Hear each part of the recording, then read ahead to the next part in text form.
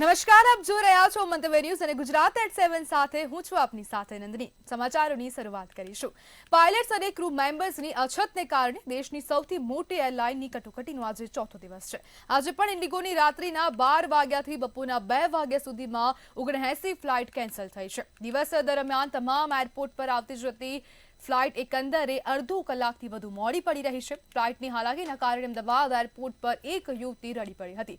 મુસાફરોને પડતી હાલાકીને લઈ એનએસયુઆઈ દ્વારા વિરોધ કરવામાં આવ્યો હતો, તેમજ યુથ કોંગ્રેસના 20થી વધુ કાર્યકરોની પોલીસે ટીંગાટોળી કરીને અટકાયત કરી હતી।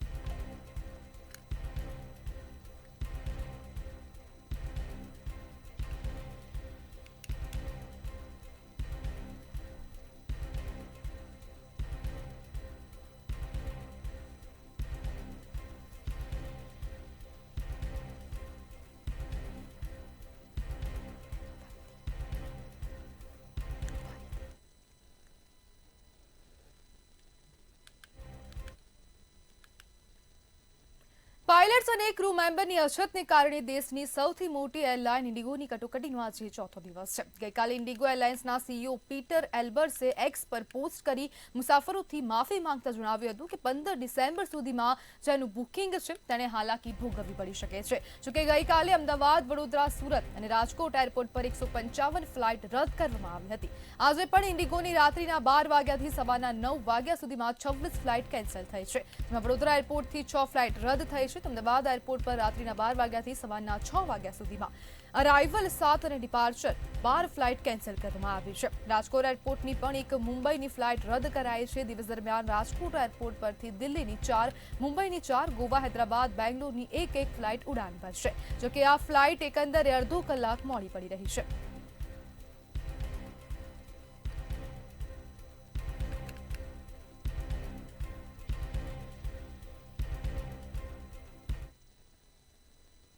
વડોદરા એરપોર્ટમાં ઇન્ડિગો એરલાઇનની વધુ એક ફ્લાઇટ રદ થઈ છે। મુસાફરોને એરપોર્ટ પર પહોંચ્યા પછી જ ફ્લાઇટ રદ થયા હોવાનું જણાવવામાં આવે છે। કલાકો સુધી રાહ જોયા બાદ પણ ફ્લાઇટ રદ થતા મુસાફરોમાં ભારે રોષ છવાયો છે। ત્યારે મોઝામ્બિકથી વડોદરા આવેલા મુસાફરનું લગેજ 3 દિવસથી ગુમ હોતા મુસાફરની ચિંતા વધી છે। મારી પ્રોબ્લેમ આવી એવી છે કે મેં આવ્યો 2 તારીખે બહેરીનથી બોમ્બે અને બોમ્બે આવ્યો ત્યારે બાદ મારી ફ્લાઇટ થઈ ટાઈમે હતી અને 5 મિનિટ પહેલા આ લોકો કીધા ઇન્ડિગો વાળા સાહેબ કે ફ્લાઇટ કેન્સલ થઈ ગઈ। અમે ફ્લાઇટ કરીને બરોડા અહીં રાત્રે આવ્યા 11 વાગે 11:30 વાગે, પછી મારું બેગ નથી આવ્યું અને હવે આ લોકો એક નંબર આપ્યું એ બી 9 ડિજિટનો જ છે, આ બી નંબર ખોટું આલ્યું। 10 તારીખની ટિકિટ બુક છે એટલે એ લોકો કહે છે કે 8 તારીખ એટલે 10મી તારીખથી ઓપરેશનલ છે એવું કહે છે અત્યારે તો। એટલે અમારે કોઈ અલ્ટરનેટિવ ઓપ્શન બુક કરવો કે ના કરવો એના માટે પૂછવા આવ્યા હતા। ના, એ કહે છે કે 10મી ઓપરેશનલ છે એવું કહે છે અત્યારે। એઝ ઓફ નાવ એ લોકો એવું કહે છે કે થઈ જશે।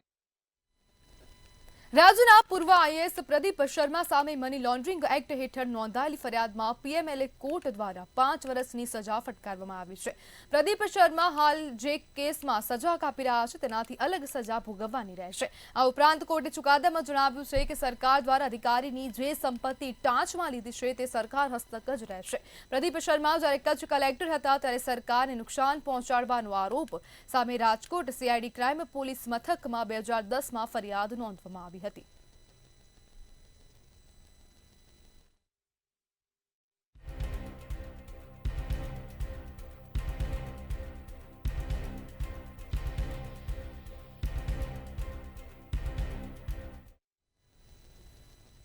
બનાસ ડેરીના વિવિધ પ્રકલ્પોનું વર્ચ્યુઅલ લોકાર્પણ કરવામાં આવ્યું છે। કેન્દ્રીય ગૃહમંત્રી અને સહકાર વિભાગના મંત્રી અમિત શાહ હસ્તે બનાસ ડેરીના વિવિધ પ્લાન્ટોનું વર્ચ્યુઅલી લોકાર્પણ કરવામાં આવ્યું હતું।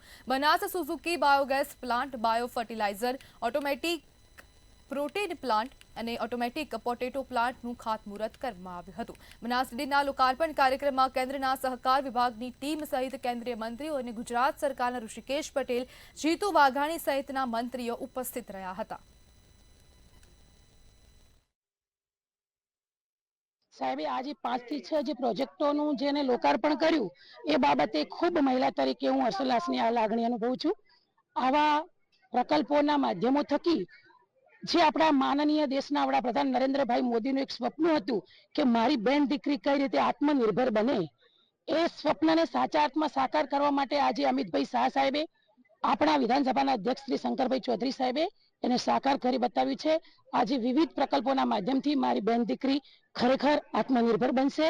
કેન્દ્રીય મંત્રી ગૃહમંત્રી અમિત શાહ સાહેબ અને સહકાર મંત્રી અમિત શાહ સાહેબ અહીંયા દીવદર સણાદર ખાતે પધાર્યા ત્યારે એમને એક તો પાવડર પ્લાન્ટ અને એક લાખણી ખાતે બાયોગેસ પ્લાન્ટનું શુભારંભ કર્યું.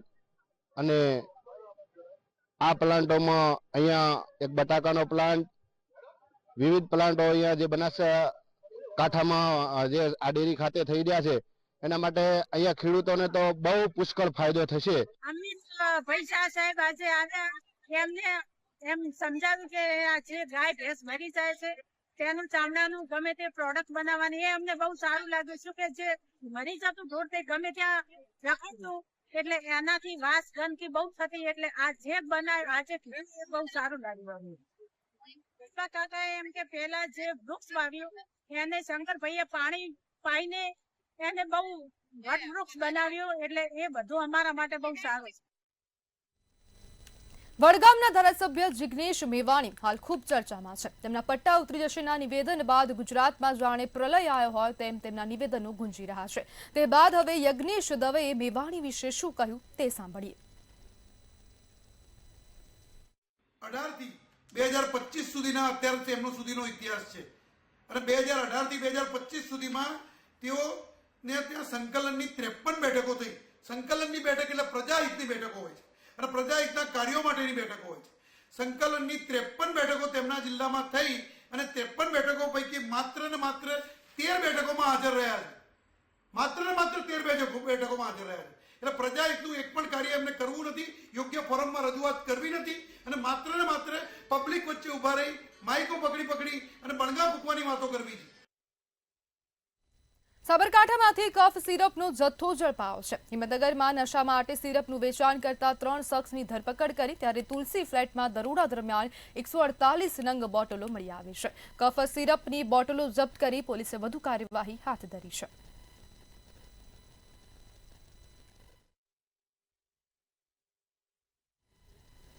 પંચમહાલના ઘુગંબામાં ફરી એકવાર ગેસ ગળતરનો મામલો સામે આવ્યો. ગુજરાત ફ્લોરા કંપનીમાં ગેસ ગળતર થતાં જ સાવચેતીના સાયરન ગુંજ્યા હતા.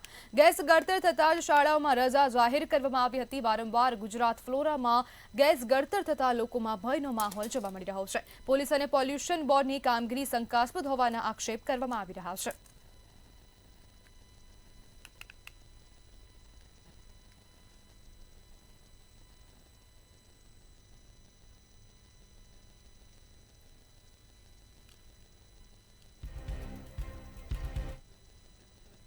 રાજ્ય સરકાર દ્વારા ગામડાઓને વિકસિત કરવાની વાતો કરવામાં આવે છે, ત્યારે છોટાઉદેપુરના અલીપુરા વિસ્તારમાં વિકાસની વાતો ફક્ત કાગળ પર જ સાબિત થઈ છે. તો શું છે સમગ્ર અહેવાલ, આવો જોઈએ. રાજ્ય સરકાર દ્વારા ગામડાઓને વિકસિત કરવાની અનેક વાતો કરવામાં આવે છે, ત્યારે છોટાઉદેપુરના અલીપુરા વિસ્તારમાં વર્ષોથી આંગણવાડી ન હતા બાળકો શિક્ષણથી વંચિત રહ્યા છે. લગભગ 4000થી વધુ વસ્તી ધરાવતા વિસ્તારમાં એક પણ આંગણવાડી ન હતા બાળકો શિક્ષણ મેળવી શકતા નથી, તેમજ તેમના વિકાસ માટેનું યોગ્ય વાતાવરણ પણ મળી રહેતું નથી. ઘણા પરિવારો તો મોંઘી બાલવાડીમાં બાળકોને મોકલવા માટે મજબૂર બન્યા છે, તેમજ અમુકની આર્થિક સ્થિતિ સારી ન હોતા બાળકો શિક્ષણના પ્રારંભિક તબક્કાથી નબળા પડી રહ્યા છે. અમારે 3-4 વર્ષથી અહીંયા નહીં, છોકરાને તકલીફ પડે છે. આંગણવાડી થઈ જાય એટલે અમે તો સારું. બોડેલી અલીપુરા નવી નગરીમાં અમારે બી આંગણવાડી જોવે, કેમ કે અમારા નાના છોકરા કઈ એટલે બધા દૂર દૂર મેકવા જવાનું. ઠેઠ મંજીપુરા મેં ઠેઠ જૂની બોડેલી એટલે બધા કોણ જાય? અમાર જોખમ ને નાના છોકરાઓને કઈ એટલે હું છે અમારે એ કરવાનું. અમારે બી જોવે, સરકાર જોડે માંગણી કરવી છે અમારે. બસ બોડેલીમાં છે ને ડેપોના સામને આંગણવાડી છે નહીં, સાધના સોસાયટીમાં બી નથી. અમારા બાળકો કઈ જાય? 100 થી ઉપર છોકરા છે અમારા ફળિયામાં. અમારા છોકરોને આંગણવાડી કરી આપો, અમારી આ માંગ છે. બોડેલીના અલીપુરાના આ વિસ્તારમાં 5000ની વસ્તી છે અને ત્યાં એક પણ આંગણવાડી નથી, એટલે નાના બાળકોનું ભવિષ્ય જોખમમાં છે. એ લોકો જો આ વિસ્તારમાં આંગણવાડી થઈ જાય તો આ ગરીબ વિદ્યાર્થીઓને, ગરીબ માસૂમ બાળકોને એનો લાભ મળે એવી અમારી માંગણી છે. સરકારશ્રી તરફથી જે તે વિભાગ દ્વારા જો આ આંગણવાડી બાબતે ઇન્ફ્રાસ્ટ્રક્ચર જો તૈયાર હોય તો વહેલામાં વહેલી તકે આંગણવાડીનું મકાન નક્કી કરીને જે તે વિભાગે અલીપુરા એસટી ડેપોની આસપાસ નજીકમાં આંગણવાડી તાકીદે શરૂ કરેલી જોઈએ. જે તે સમયે જે તે ડિપાર્ટમેન્ટને જગ્યાઓ ફાળવી દીધી છે. હવે એ જગ્યાઓ પરત આવે એમ નથી, તો જગ્યા ફાળવી શકતા નથી. એના કારણે આંગણવાડી ઈંગણી થઈ નથી.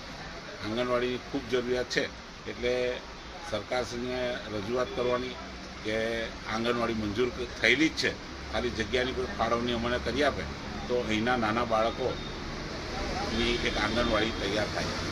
સરકાર દ્વારા બાળકનું ભવિષ્ય દેશનું ભવિષ્ય જેવા અનેક અભિયાનો ચલાવવામાં આવે છે, પરંતુ અલીપુરા વિસ્તારના લોકો સુધી આ અભિયાનનો કોઈ લાભ પહોંચી રહ્યો નથી.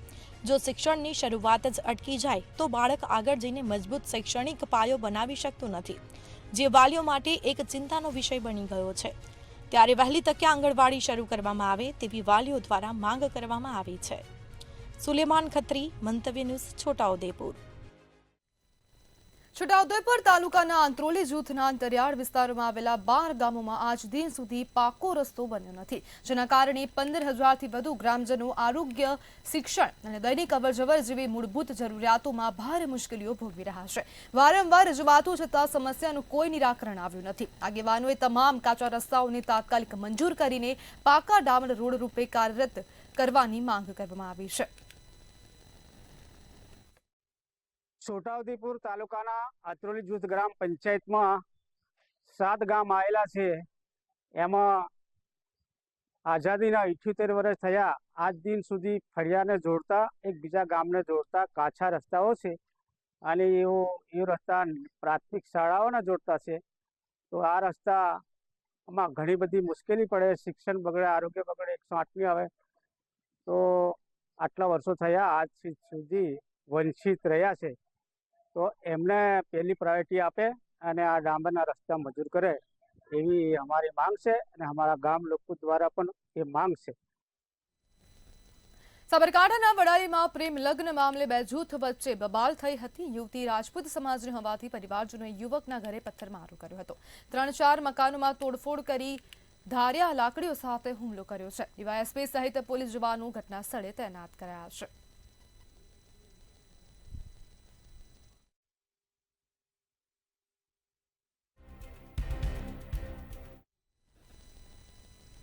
અમદાવાદની પ્રેમનગર સોસાયટીમાં લુખ્ખાઓનો આતંકનો મામલો સામે આવ્યો છે. તલવાર દંડા લઈ પ્રેમનગર સોસાયટીમાં તોફાન મચાવ્યું હતું. માથાભારે રાજા કેવલાણીએ સોસાયટીને બાનમાં લીધી. વ્યાજના પૈસાના વિવાદમાં હથિયારો સાથે ગાળાગાળી કરી હતી. કૃષ્ણનગર પોલીસે આરોપીને ઝડપી પાડવા તપાસ શરૂ કરી હતી.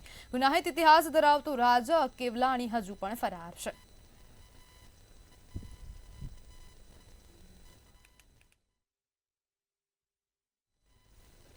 મહેસાણામાં 2 અકસ્માતની ઘટનાઓમાં 2 લોકોના મોત થયા છે, જેમાં કુડાસણા સતલાસણા વચ્ચે ડમ્પર ચાલકે પિકઅપ ડાલાને જોરદાર ટક્કર મારી હતી. ડીજે સાઉન્ડ સિસ્ટમ લઈને પિકઅપ ડાલુ વતન પરત આવેલા જવાનને વધાવવા ગયું હતું. ત્યારે આ ઘટનામાં પિકઅપ ડાલામાં સવાર એકનું મોત થયું હતું, જ્યારે અન્ય 4 લોકો ઘાયલ થયા હતા.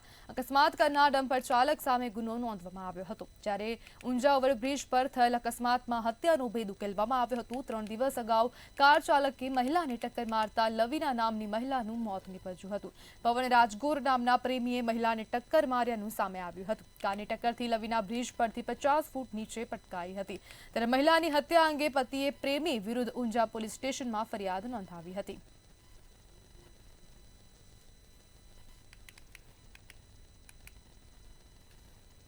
મહેસાણાના વિજાપુર તાલુકામાં તાજી જન્મેલી 3 બાળકીઓને ગેંગ્રીન થયું હોવાનું સામે આવતા જ હોસ્પિટલમાં દાખલ કરવામાં આવી છે. અમદાવાદ સિવિલમાં સારવાર લીધા બાદ તબીબોએ હાથ કાપવાનું કહેતા જ પરિવાર બાળકીને લઈ પરત આવી ગયા હતા. પણ જો કે તંત્રને જાણ થતાં જ વડનગર સિવિલ હોસ્પિટલમાં સારવાર હેઠળ છે. 1 બાળકીનું મોત થયું છે અને બીજી બાળકી મહેસાણાની ખાનગી હોસ્પિટલમાં સારવાર હેઠળ રાખવામાં આવી છે. 11 દિવસનું એક બાળક આપણા ત્યાં આવેલું છે. એના એક હાથ ઉપર લગભગ હાથનો લગભગ થોડો નાનો ભાગ એ એકદમ કાળો પડી ગયેલ છે. એટલે paediatric doctor casualty medical officer દ્વારા પીડિયાટ્રિક્સ ડોક્ટરને બોલાવવામાં આવ્યા અને આ પીડિયાટ્રિક ડોક્ટર દ્વારા તપાસ કરતા એ લોકોએ પીડિયાટ્રિક સર્જિકલ ડોક્ટર જે સુપર સ્પેશિયાલિટી ડોક્ટર કહેવાય એ લોકોનો અભિપ્રાય મેળવવા માટે જણાવેલ હતું. પરંતુ આપણી હોસ્પિટલ ખાતે આવા કોઈ પીડિયાટ્રિક સર્જન કોઈ ઉપલબ્ધ નથી, કોઈ રેગ્યુલર ધોરણે કોઈ આવતા નથી. તેથી આને આગળ RBSK ના જે ટીમ દ્વારા આગળની મોટી હોસ્પિટલ ખાતે મોકલવા માટેની કાર્યવાહી ચાલુ છે અને આ તમામ અંગેની જાણ માનનીય જિલ્લા વિકાસ અધિકારી મેડમ સાથે પણ અંતર વાતચીત કરેલી છે અને તેમના પરામર્શમાં આગળ આ નિર્ણય લેવામાં આવશે. એથી તરત જ ઓપરેશન કરાવી ડિલિવરી કરીને તરત જ પાર્થ હોસ્પિટલમાં મોકલી દીધી. કણ પેટીમાં રાખી. પેટીમાંથી પછી 4-5 દિવસથી પાછી આપી દીધી ખાટલા ઉપર ખવડાવવા માટલો. પછી 100 બોય ગાલેલું હશે એટલે થોડું વધારે થયેલું હશે, માપને થયેલું હશે ન પછી એમાંથી હાથમાં દિવસે વધારે થઈ ગયું. આ 100 ગાલના કારણથી જ, ડૉક્ટરના ભૂલની કારણથી જ આ બધું થયું છે. મહેસાણા ખાતે વિસનગરની પાર્થ ચિલ્ડ્રન હોસ્પિટલનો મામલો સામે આવ્યો છે. થોડા દિવસ અગાઉ હોસ્પિટલની બેકાળજીથી એક નવજાતને હાથના ભાગે ગેંગ્રીન થઈ ગયું હતું. તાજા જન્મેલા બાળકનો અડધો હાથ કાળો પડી ગયો હતો, જેથી એક બાળકને વધુ સારવાર માટે અમદાવાદ સિવિલ ખસેડવામાં આવ્યું હતું, જ્યાં સિવિલના ડોક્ટરે 10 દિવસના બાળકનો હાથ કાપવાનું કહ્યું હતું. ત્યારે પાર્થ ચિલ્ડ્રન હોસ્પિટલની બેકાળજીએ બાળકે હાથ ગુમાવ્યો હતો. આરોગ્ય તંત્રને આ બાબતે પૂછતા તપાસ બાદ જાણ કરીશું તેવો જવાબ આપ્યો હતો.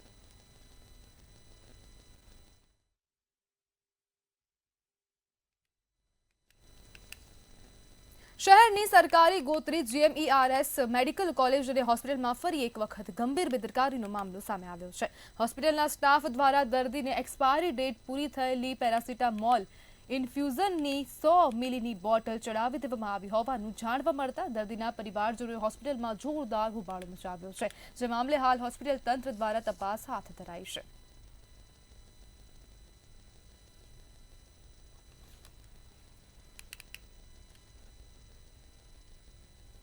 અમદાવાદમાં ક્રાઇમ બ્રાન્ચે ઘરફોડ ચોરની ટોળકી ઝડપી પાડી છે. ચોરી કરાયેલ સોના ચાંદીના ઘરે જ બિસ્કીટ બનાવી દેવામાં આવતી હતી. બનાસકાંઠા પાટણમાં તરખાટ મચાવતા આ ટોળકીએ પોલીસ દ્વારા ઝડપી પાડવામાં આવી છે.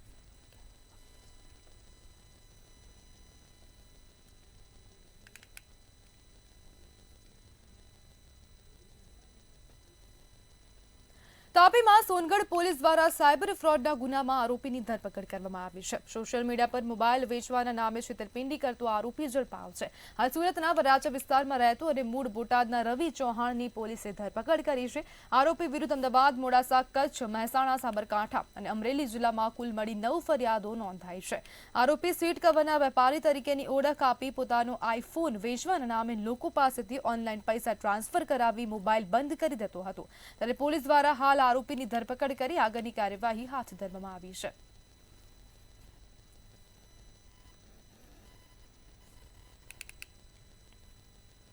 સાબરકાંઠામાં ઓનલાઈન ખરીદીમાં વડાલીનો યુવક છેતરાયો છે. ઇન્સ્ટાગ્રામમાં મૂકેલ જાહેરાતમાં વાડોઠા ગામનો યુવક છેતરાયો હતો. યુવકે ₹1499માં મોબાઈલ સ્ટેબિલાઇઝરની ખરીદી કરી હતી. પાર્સલમાંથી કાગળો સહિત સેલ્ફી સ્ટિક નીકળતા છેતરપિંડી થઈ હતી. ઓનલાઈન પાર્સલ ખોલતાની સાથે છેતરપિંડી થવાનું સામે આવ્યું હતું. ત્યારે છેતરપિંડી મામલે યુવકે વડાલી પોલીસ મથકે લેખિત રજૂઆત કરી હતી.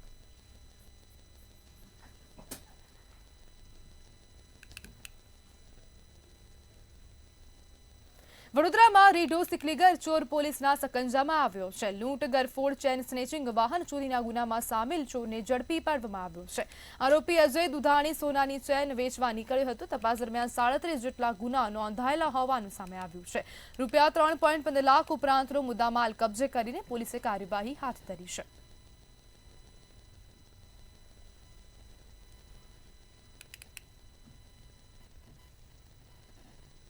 ગુજરાત સરકારે આધુનિક ટેકનોલોજીના ઉપયોગથી પારદર્શિતા અને કાર્યક્ષમતા વધારવા માટે મોટું પગલું ભર્યું છે.